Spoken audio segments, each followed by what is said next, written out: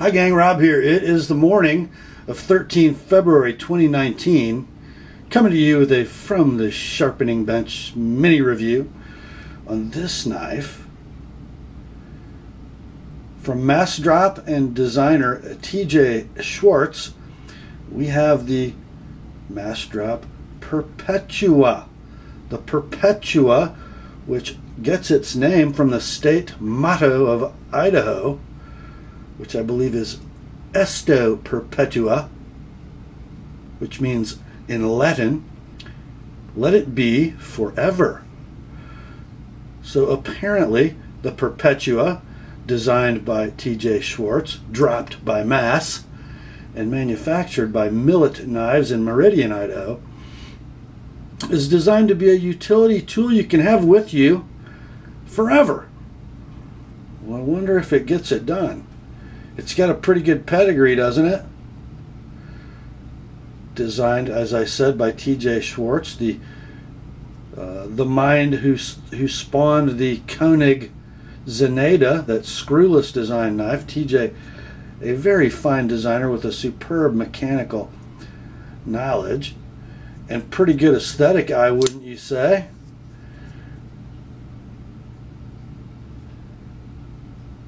I would say. Very good aesthetics on this knife. Superb tension between the blade and the handle. It all just flows nicely. So we have Idaho pedigree on design and manufacture. We have a lock borrowed from our buddies in Oregon City, Oregon, Benchmade. It is pretty much a direct copy of the Benchmade Axis lock. Totally legal at this point, patents expired. Omega springs are almost exactly the same. Even the Axis bar and its ends look just like a Benchmade.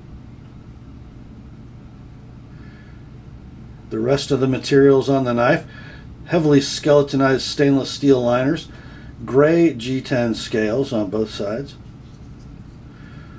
Although it's not a hafted knife, meaning the edges are finished after assembly, these component parts appear to all come out of their processes finished and then the knife's assembled. But despite that, really nice finishing around the edges of the knife. Some hourglass shaped standoffs, not shouldered. No extravagant milling on the handle slabs, but a nice maker's mark, and recessed pockets for the reversible left or right tip up pocket clip. Then you have this blade, which is sort of a lightly acid stonewash blade in NitroV Steel, which is a steel that has more questions available than it has answers, frankly. It's a steel offered by New Jersey Steel Baron. Very little physical property data available on the steel. New Jersey Steel Baron does list its chemistry on its website. Essentially, here's what you got. AEBL/13C26 with trace amounts of nitrogen and vanadium added. Now, if you listen to New Jersey Steel Baron tell it, that makes it into some kind of an amazing Franken steel that, you know, cuts like a lightsaber and holds an edge forever.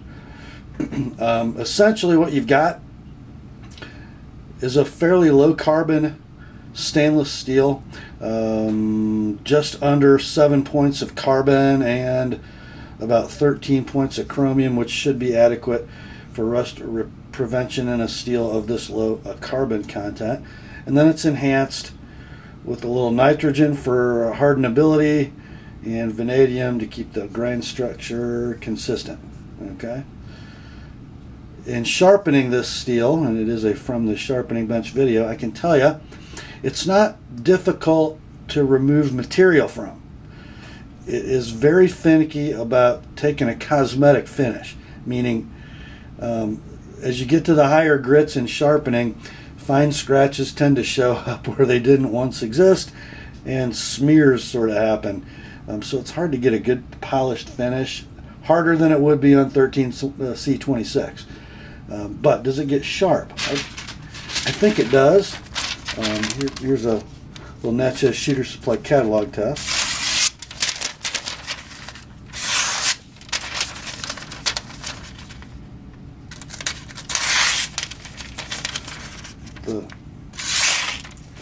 I don't know. It's okay.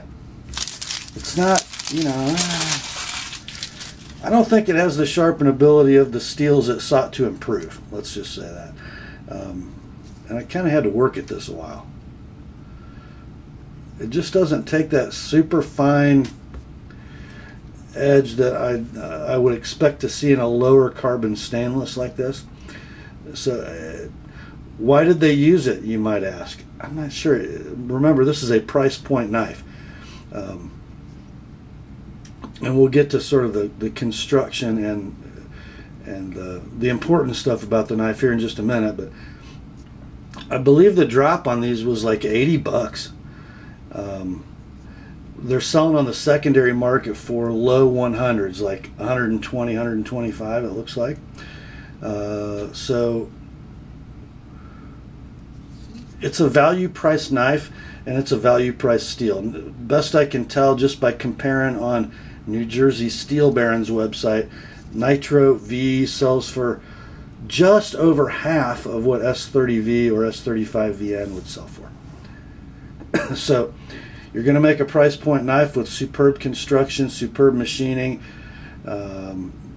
great durability, and an awesome lock, and you want to sell it for under 100 bucks.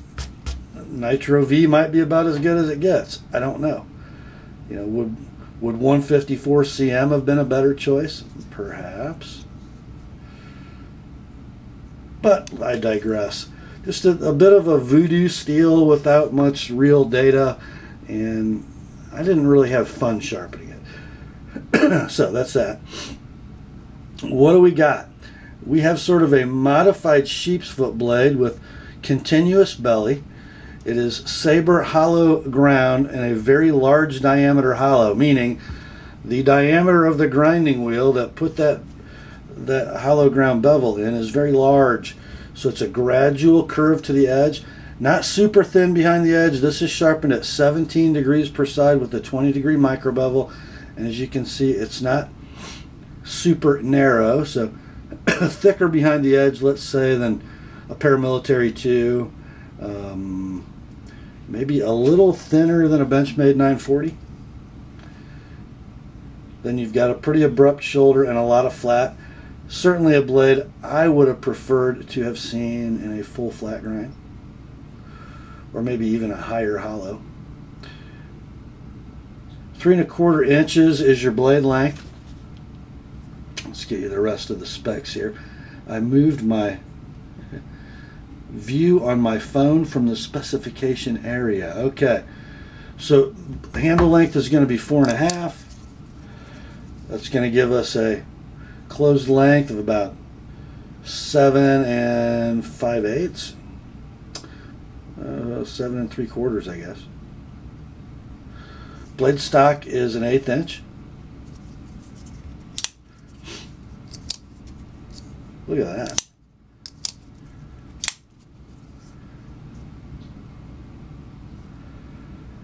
Handle thickness is exactly 1/2 inch.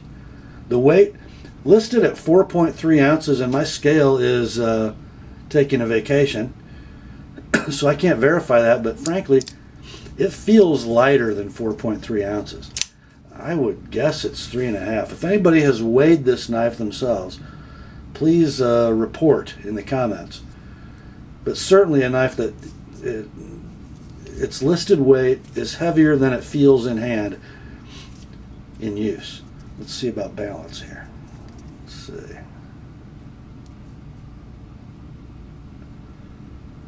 So the balance point just at the back of that first finger groove. So it's, you know, it's not blade heavy. With the finger in the groove, it kind of wants to tip back a little bit. That's good. You don't want a knife that falls out of your hand forward as you handle it. You'd like it to fall back into your hand if it falls any direction, so that's good. Okay, don't need to talk much about the mechanics, do we? The lock system is pure Benchmade. The pivot, a little interesting. Let's remember this action. It is a free swinger with 0 side play, 0 vertical play. It's riding on phosphor bronze washers. Large diameter phosphor bronze washers. I guess akin to a Griptilian, you know, pretty large. They provide a lot of support, and they're slick, aren't they? Yeah, they are. No need for bearings. How do you achieve that kind of action in a washer knife? Well, if your manufacturer grew up in Idaho and studied at the knee of the great one, Chris Reeve, you know how. Everything needs to be flat and straight. Flat and straight. That's how you get free swinging action and 0 blade play. So the washers are the same tension everywhere they touch blade and frame. It's just enough to support the knife with 0 blade play and just light enough to let the blade fall. Pretty cool. On a sub $100 knife. And this is the 3rd one of these knives I've had in my hand. They've all 3 been like this. And the centering is primo, and it needs to be. Look how tight the blade well is to the blade. Very, very nicely done. Okay, handle. It looks like a knife handle, doesn't it? It just looks like a knife handle. Interesting detail here. It's sort of a thumb stud relief. If you see, if this line of the front of the handle continued on, or even just made a gentle curve, that thumb stud would be very close, if not touching the frame. So we get a little notch here for relief. So it lets the thumb stud be as far back toward the handle as it can be, so it won't get in the way of the cutting path. And then it gives us a nice little aesthetic. It doesn't really get in the way either. You know, even in a hammer grip, the finger groove is back from the front of the handle, so your thumb doesn't want to wrap around the front of the frame. It's fine. It just lies right where it should be with no problem. So hammer grip is very good, very hand-filling. The spine is contact in my hand through almost its entire length. That's great. The saber grip is beautiful. Interesting pattern on the jimping. It seems very coarse. It is neither slick nor sharp. It's just really good. Really well designed jimping. There's not exactly a forward finger choil on the knife, but if you want to come forward and use the swale for your thumb in front of the jimping, you can do that. I would advise you to be careful because the back of the cutting edge is exposed, but you can certainly do it. So you do have sort of a 2-position saber grip, a nice hammer grip, a really nice draw cut grip. Now this clip is mounted for left-hand carry, and it is bothering my middle finger in the draw cut grip just a bit, but you can kind of adjust your position to work with that. And then the reverse grip is absolutely money. Not that this is a technical knife. And then the vertical draw cut grip, beautiful. So really, really well done, TJ. Really well done. What a beautiful budget knife. Let's talk about construction. I'm going to put on the screen for you a picture from the Massdrop listing for this knife, just to kind of show you a cutaway of the internals. They're all going to look pretty familiar, but I want you to pay close attention to the pivot area. Here you go.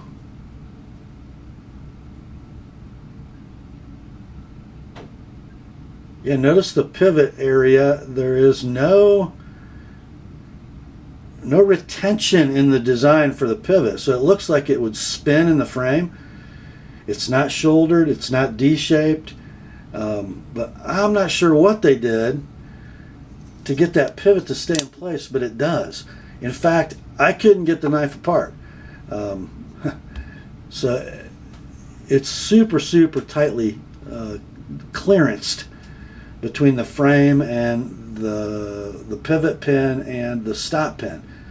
almost like a revolver that you're trying to get the side plate off of. I'm not sure if it's pressed or if I don't know how they do it, but it does not turn. Both screws are serviceable and the pivot barrel doesn't turn. Interesting. Also, normally I would hit a knife for having standoffs that are not shouldered. You take the screws out and they just fall out of the handle. So they're giving no location aid in the construction of the knife. So all the locating of the components of this knife, the blade and both liners, are achieved by the stop pin and the pivot barrel, which are very close together. But I'll tell you what, they're so tight, when you take the back assembly screws out and you let the standoffs fall out and you try to kind of move the handle slabs back and forth, they don't move much. So the locating function of the fasteners and the pins work well, even though the standoffs are not shouldered. There are a couple knives on the market like that. This would be one of them. So not expensive to build, nothing fancy going on, just super well executed.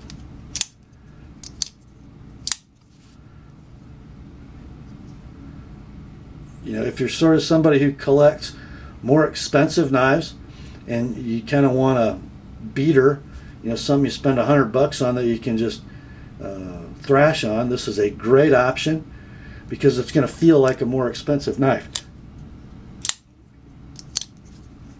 If you're someone who is just getting into knives and, you know, $50 was a lot, that was the most you've ever spent on your Kershaw, and you want to get into something a little more expensive and maybe a little more exclusive and rare, great option. I expect to see future drops of this knife with different stuff. But TJ, Massdrop, do not throw the design baby out with the material bathwater on this one. Keep it just like it is. You know, maybe give us a little higher line steel, maybe some more interesting handles, and sell it to us for, you know, 150, 180 bucks. There might be guys 10 years from now who have a collection of Perpetuas, like they do paramilitary 2s or Benchmade 940s or Griptilians. Cool stuff, guys. Very cool stuff. Thought you'd enjoy seeing it. This one's ready to ship back to its proud papa, who must be a lefty. That's all for this one. Grace to you and peace, my friends, from God our Father and the Lord Jesus Christ. Remember, the word is sharp, and so is Chris's Perpetua. See you later.